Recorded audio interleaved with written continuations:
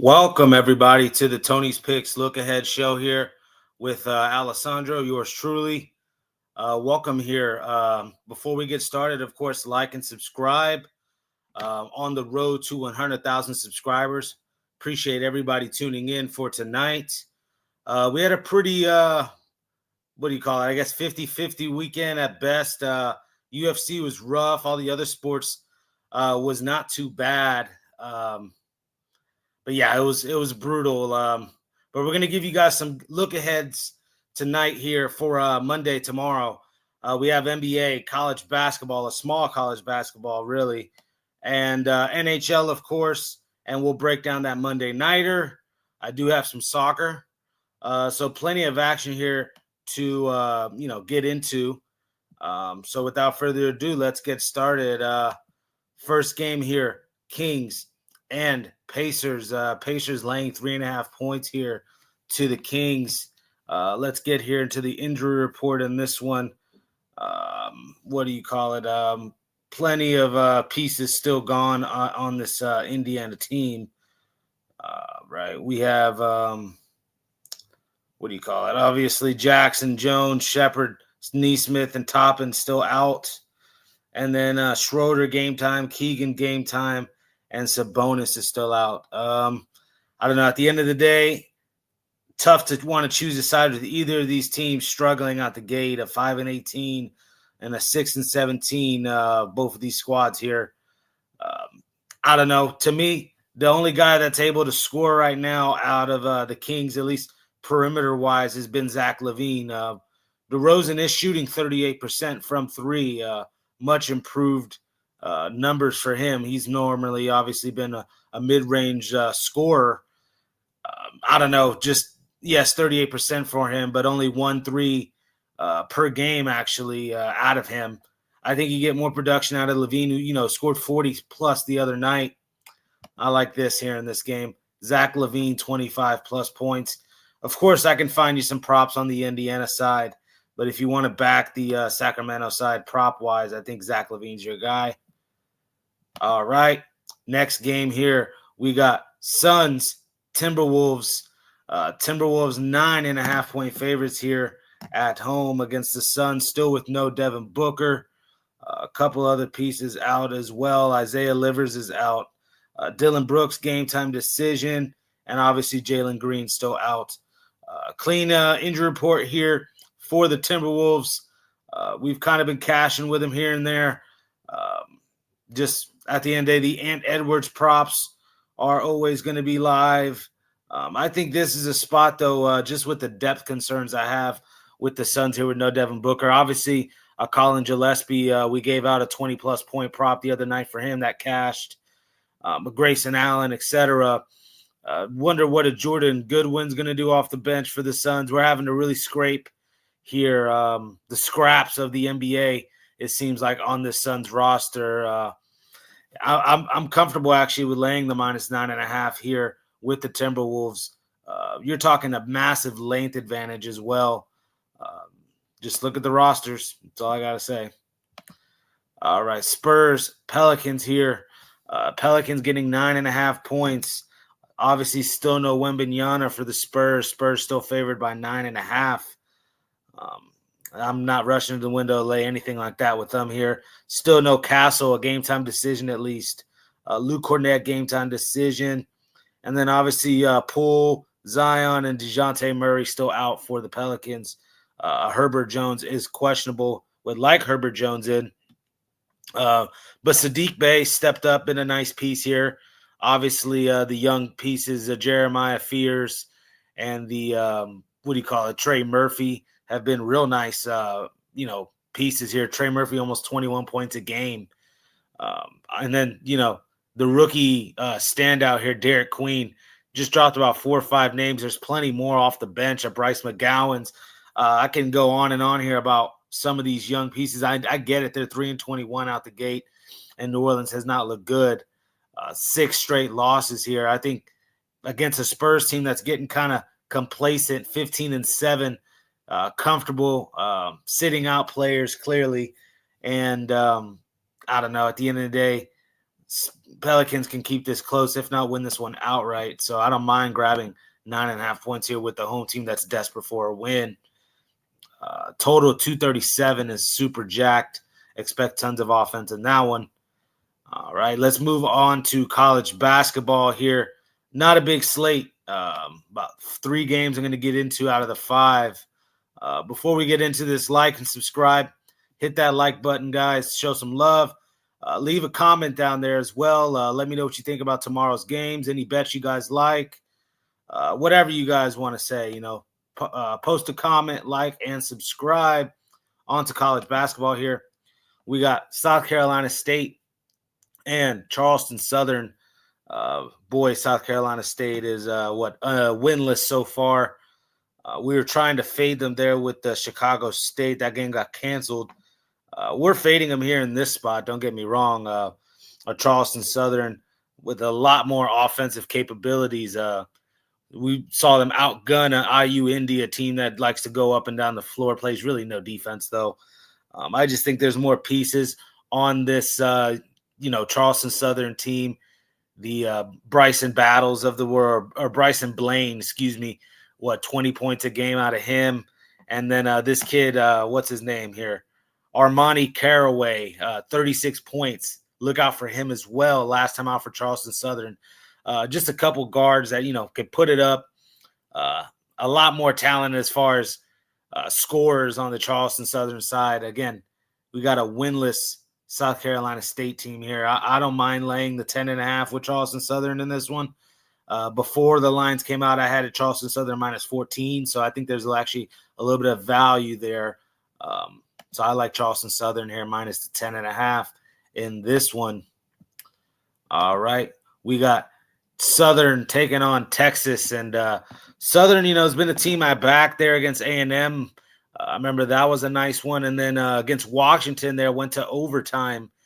They've competed with some of these big-time D1 programs. 22 points is, a lot of points to lay here for Texas, who I have not been impressed with. A couple nice wins here. That win against NC State stands out to me.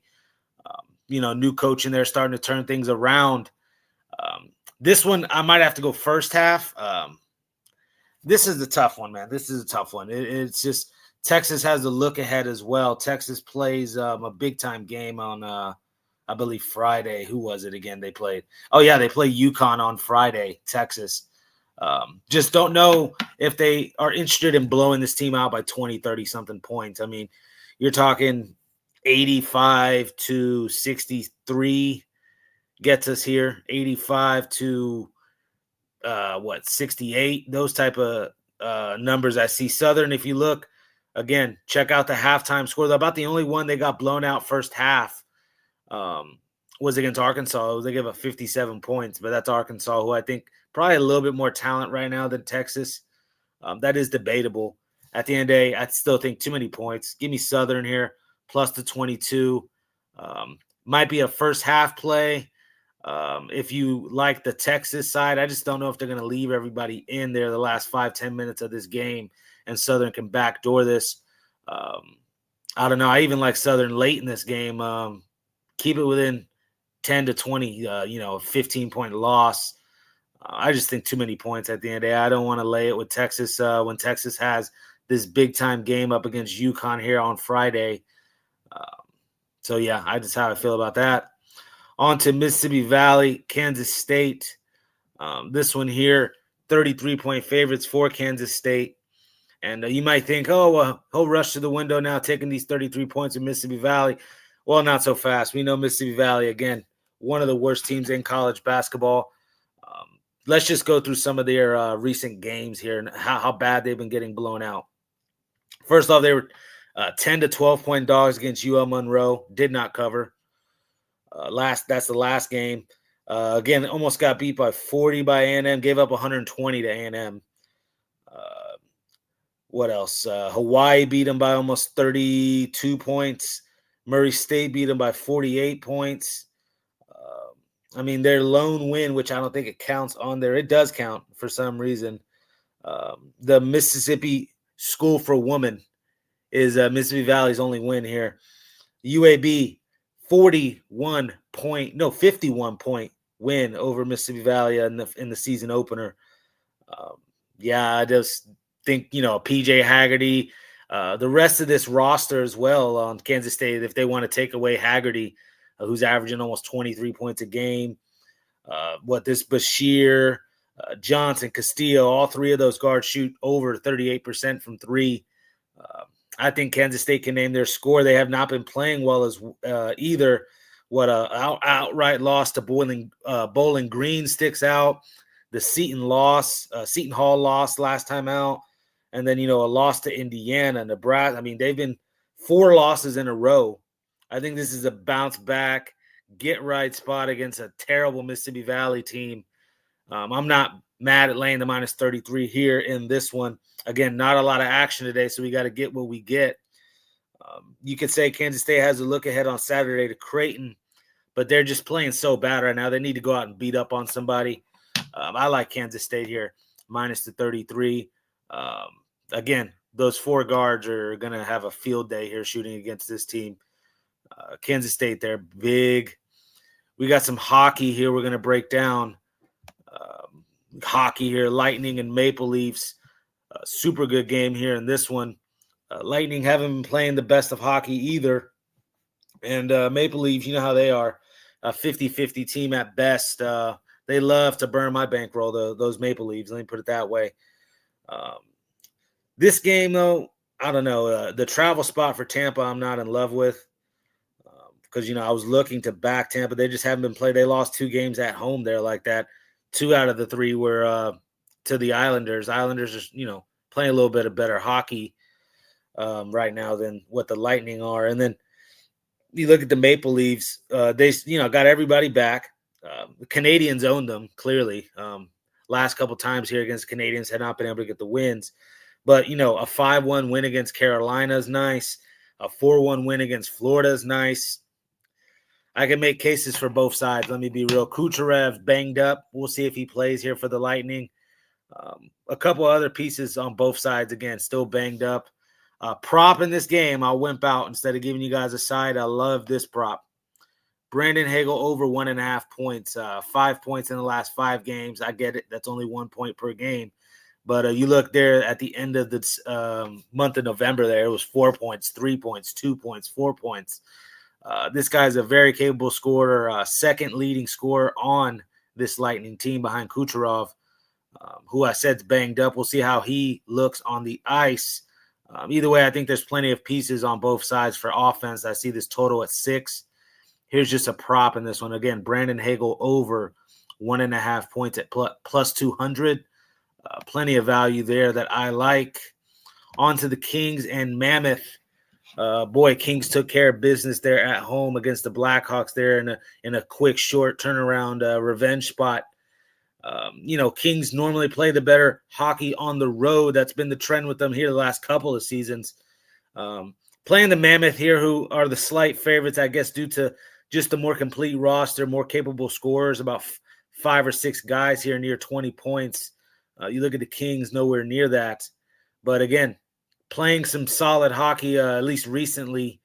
Just the one game I'm talking about against the Blackhawks to bounce back. That's some good momentum. And then what I was trying to actually say is the history between these Kings and Mammoth is one-sided here.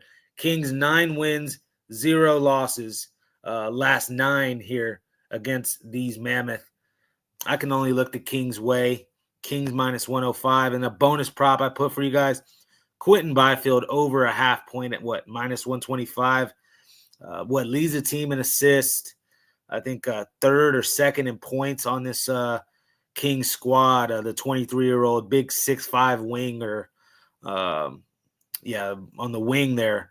6'5" type kid for the Kings here. Quentin Byfield over 0.5 point, minus 125. And then again, the Kings get it done here, playing some good have some good momentum going. And again, recent history trends to the Kings on the road. Yeah, I like that a lot here. Give me the Kings. All right, we got the Wild. One more hockey game I'll give you guys here. Wild and Kraken. Just haven't been betting the Kraken at all this year, and it's treated me well. Have no problem stepping in front of them with my Wild, who, cashed us out a couple times here recently. The 1-0 victory a week or so back against the Oilers stands out. Way too many goal scorers compared to what the Kraken have to offer. Kaprizov, Aboldi, Erickson, etc. The rest of these this Wild crew.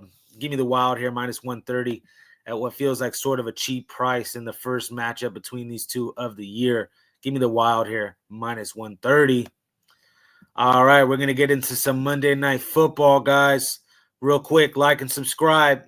Like and subscribe, giving you guys these free picks here on Tony's Picks Look Ahead show for tomorrow. Post in the chat as well how your guys' day was. Let me know what you guys are on, etc. But for this one here, Eagles-Chargers, good Monday nighter. Josh Herbert here with the hand injury. It is his left hand.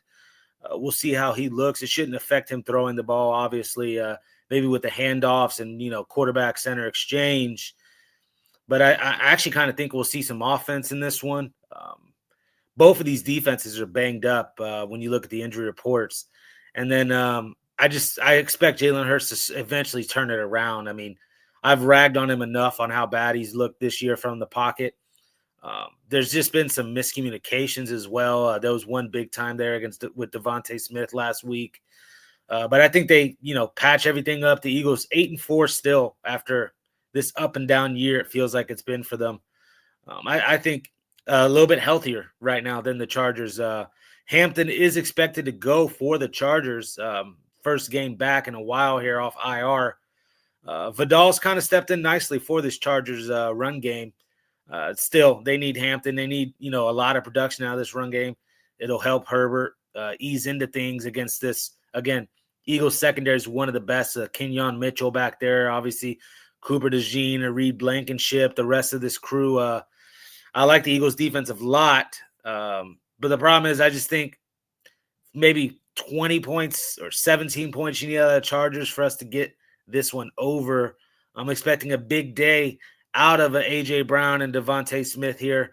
I like the A.J. Brown prop at about, I think, almost plus 200 for him to get in the end zone. Broke through last week, a 10-catch, 130-yard performance there, 2 scores. Again, it feels like Hurts and him starting to turn it around. Don't like how long it took for them to get in the flow of things this year. But, again, I'm on the Eagles in this one, really. But I like the over 41.5. Just off the fact I do think we see some production off the Chargers side. Yes, both teams are going to want to run the ball with the running backs here. Barkley, a pretty solid price at plus 106 isn't bad. But the value on this Vidal anytime touchdown at plus 300 I like as well. Hampton under 11.5 attempts. I mean, big-time draft pick they got with this kid. They're going to rush him back now off IR. I think they take it light with him. He might see 4 or 5 carries. 6 carries. And I'm not trying to wish anything bad on anybody, but let's say he comes back and doesn't feel good and we get 1 or 2 attempts and he's like, Coach, maybe I need to wait a week again. And, we get ourselves a nice under on his attempts. Might be fishing, but I'll keep trying here. I like the over at the end of the day. I do think plenty of offense in that Monday nighter. Line moves as well from 45 down to 41. Public all over the under. I get it. 2 teams known for defense, and running the football, but not a big total here for us to chip at. So I like the over there. Going on now into some soccer and the night off here for anybody interested in the soccer. We got Man United at Wolves. At the end of the day, Wolves has actually dominated the recent matchups here. A 2-0, a 1-0, outright wins over this Manchester United team. Obviously, a lot of turnover here with Manchester United. And I think this is a big-time revenge spot for them against a Wolves team that's, 0-2-12 out the gate here in the Premier League. Again, one of the bottom dwellers. I like this a lot because they've lost the last couple times to 0 versus Wolves. Well, I think they get their revenge. Win to 0, plus 190 here for Man United versus Wolves. I like that play a lot. Again, revenge spot here for the better team. We got AC Milan at Torino. Again, another kind of rivalry here that Torino's actually a recent history. This again since 2023, 2024, 2025-ish time frame, they've been winning these actual couple matches, if not drawing with them. I think there's plenty of value on the Torino side. I love fading these big time clubs. Believe me, I was looking at ways to try to fan Man United last game I just talked about here. I think the big club to fade here is the AC Milan, and we can get a plus 100 on the double chance, a plus 400 on the money line. Yeah, I'll take my shots. But that's pretty much all I have for you guys there on the look ahead for tomorrow. Check out some of these comments here. We got D in the chat. How's he been? Rough weekend for me, at least Saturday-wise. Sunday, not too bad. 1-1, 50-50. D's on Southern. I mean, I would have liked 28. When I drew the line, I said 28. But 22, hopefully this thing rises. Again, I'm leaning dog here. Don't want to lay anything with Texas here. Again, with the big-time UConn game up next. It's Southern. D likes the Southern.